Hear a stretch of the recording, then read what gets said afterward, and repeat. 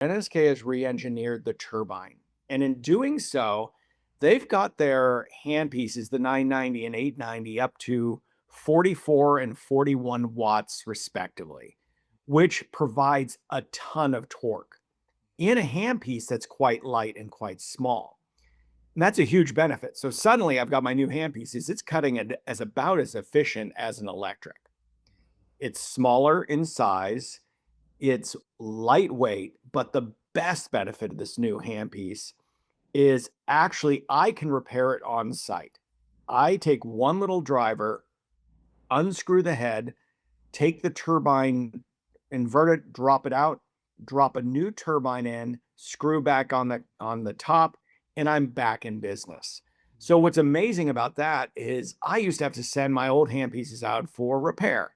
3, 4 weeks, pay for shipping in each direction. Now with the 990 and 890, I can order a turbine, replace that instantly. I actually have a stock of them on hand just in case. In 4 years of using the 990, I've replaced one turbine on about 6 handpieces. Wow. So, but guess what? It was up and running that day. Yeah. I'm like, okay, this is failing. So that's really neat. The other thing they've done in the engineering on this, and you don't think about this, but an air-driven handpiece is nothing more than like a jet plane engine. When they turn off the engine, the turbine has to wind down and slow down.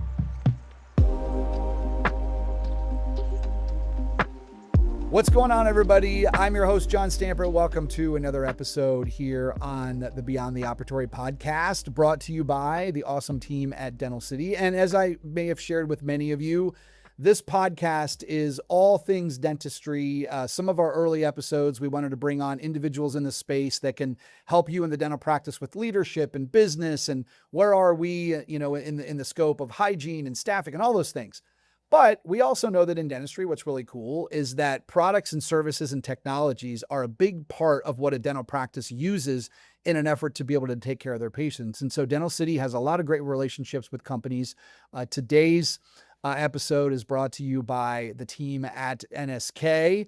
And I'm very excited to be with Dr. Marc Geissberger, who is a practicing dentist in Northern California. And Marc, there's not too many podcasts out there that actually talk about dental handpieces, but we're going to dig into it. So I'm looking forward to it. And first of all, thanks so much for making the time to come on.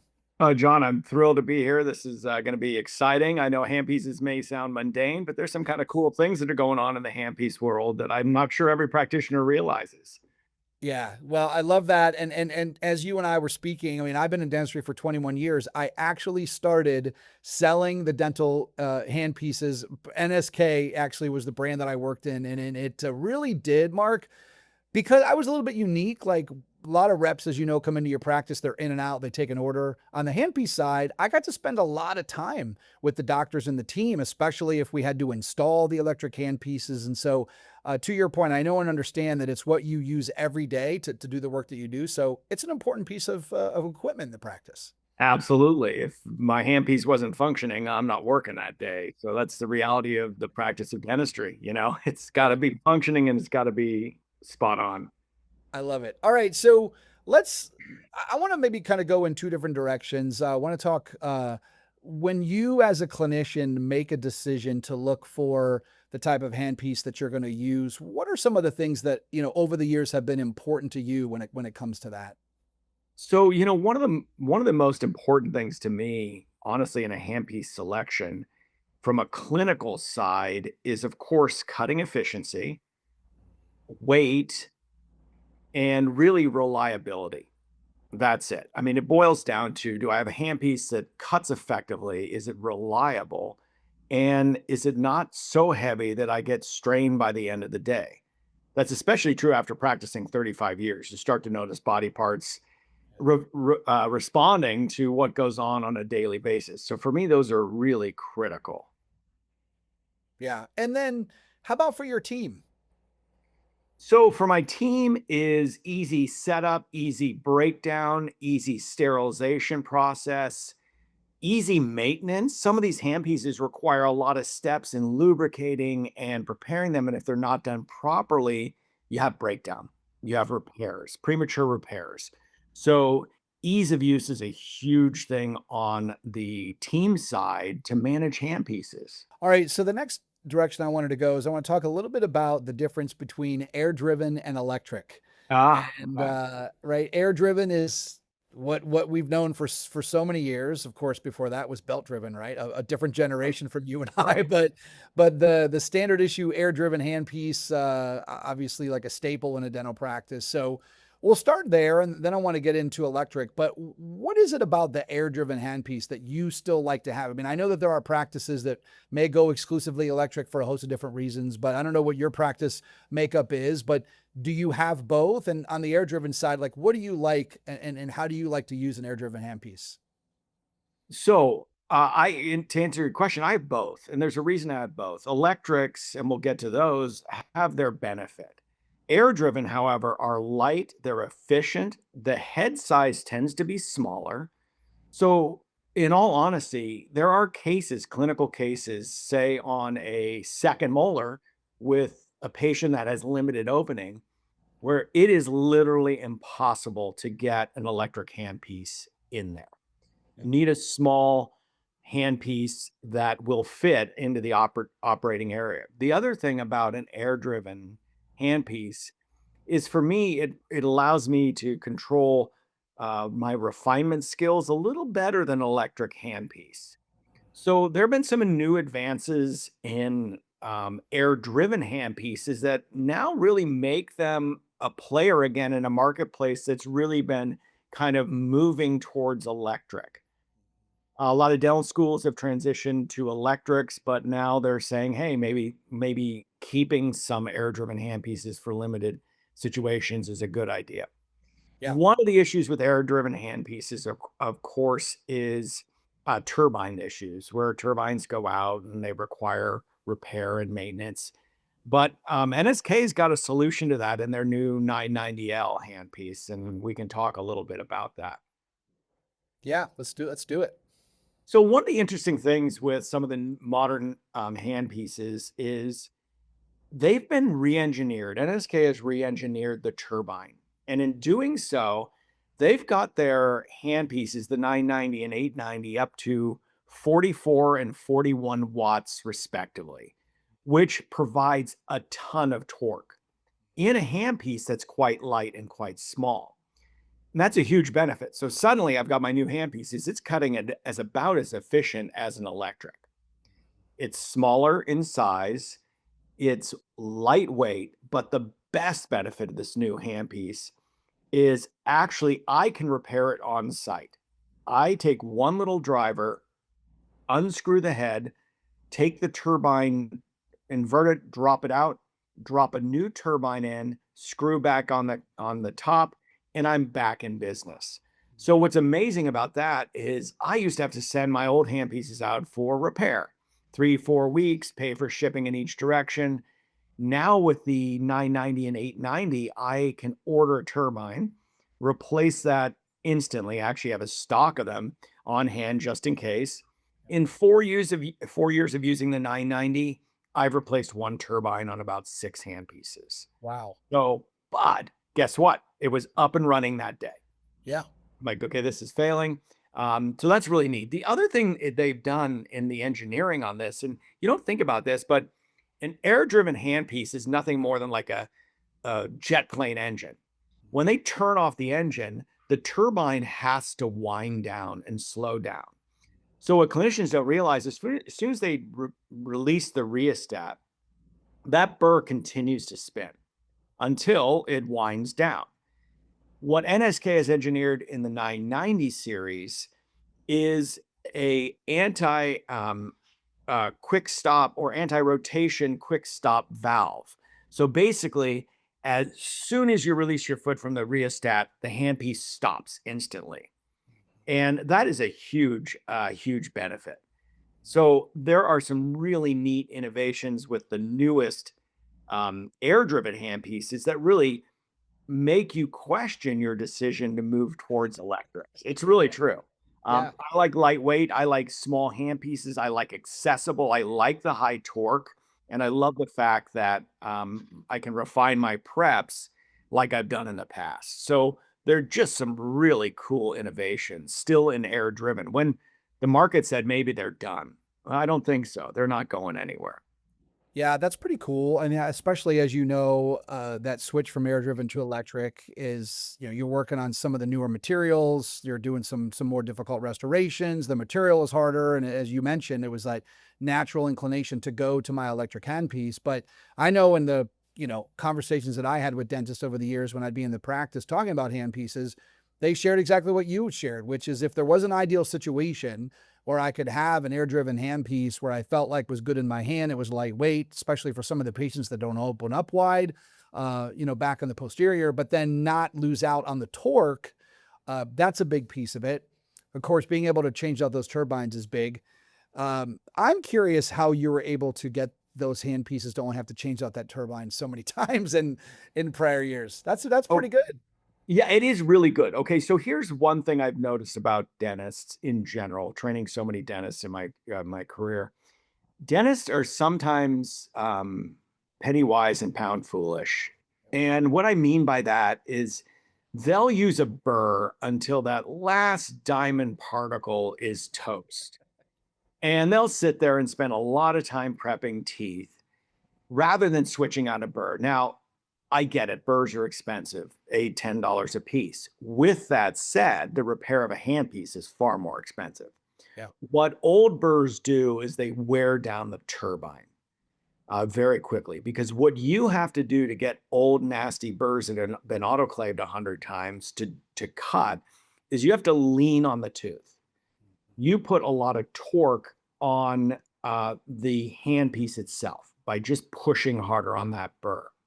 What that does is tax the turbine, and you have premature turbine failure by not really managing your burr system well.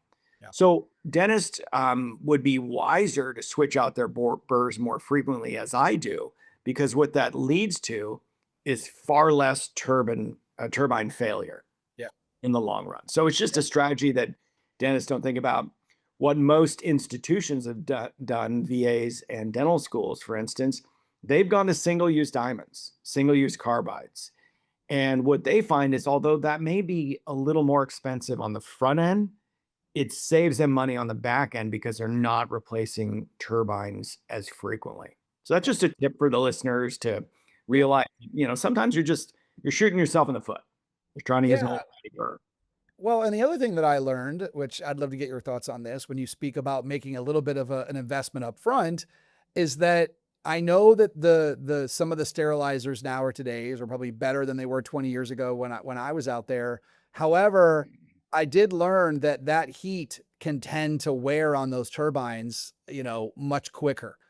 And so I used to speak with offices, and I'd love to get your thoughts on this, is that if you were only running, 2 handpieces through those autoclaves, all day long, instead of maybe investing in a couple of more handpieces so that they weren't having to run through the cycle as frequently.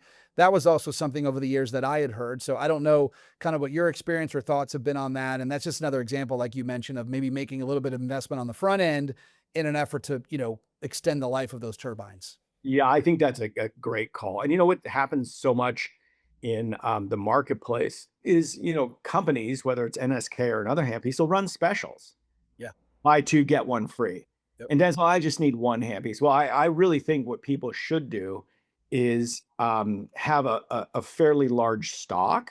Yeah. I have 8 NSK 990s that serve me in 2 operatories. And probably the reason I've only replaced 1 turbine in 4 years is because of exactly what you're talking about. Yes, it's a little more expensive, but I utilized promotions and say, okay, I'm going to purchase this. It's a wise time to move. They're going to give me a 2 for or 3 for 2 or whatever the special they're running is, and just be wise about it. Yeah, absolutely. All right. It's literally our most important instrument we have, our handpiece. Completely, right? I mean, that's what, you can't, that's what pays the bills in so many cases. I totally agree. All right. So let's move to electric then. Let's talk about what it is you love about electric, maybe a little bit about, some of the features that the NSK electric handpiece is providing you. Again, I was always very proud to represent that brand because it was a handpiece that I felt like when I would go back and talk to my doctors that built it into their practice, like they were getting great results. Love to get your thoughts on how you've used it and maybe some ideas for a doctor that has not moved to electric and where you see the benefit. Yeah. So as I mentioned earlier, I utilize both, and when any procedure is going on, I have both a high speed air driven and high speed electric on the chair setup, which allows me to jump back and forth. But where I find myself really utilizing the electric systems is for things like cutting off zirconia crowns, cutting off old PFMs, rough preparations, getting things kind of started with that high torque. That's a huge benefit. If I have to section a tooth for an extraction, I'll use an electric handpiece to do that. Now, the trade-off with electrics is yes, you get high torque, but all systems are heavier than their air-driven counterparts. That's just the nature of the beast. Yep. One of the benefits with NSK's electric is their motor itself is literally the smallest on the market. In addition to that, their electric handpieces are the lightest on the market. So you look at 57 grams for their motor, and that is a huge benefit. So I like their handpieces because, yes, they provide me with that high torque, but they're the lightest on the market. With their Japanese engineering, they simply don't fail on me. So there's lots of times, like if I'm doing something as mundane as adjusting a partial denture framework, I want something with high torque. I'll go to the electric. I'm not going to sit there with an air driven handpiece because it's not going to get the job done as efficiently. Yeah. So I think there's a place in a general practice for both, not one or the other. I've never thought that was a smart strategy. And doctors figure out when they use one or the other. I've had situations where like, oh, I'm trying to cut off a crown on a second molar. And again, the electric doesn't fit. The patient can't open that wide. And when you look at the size comparison of electric handpieces to say an air driven, that can be a problem. Now, NSK solved that. They've got the smallest, lightest electrics on the market. So they're a great option when looking at electrics from an ergonomic standpoint and a functional standpoint. So with that said, though, the truth is all electrics are larger than air-driven handpieces. Yeah. Any other handpieces that you use in the practice other than air-driven and electric? Are you using slow speed handpieces or using the electric for some of your slow speed cases or any other ancillaries that you use? Yeah, so I've got my NSK lab motor in my lab, and that's generally a straight nose cone. That's where I take things in the lab and do my adjustments. It might be a partial denture adjustment. It could be an implant adjustment, temporary contouring. All that is done in the lab with the NSK's lab motor with a straight nose cone attachment.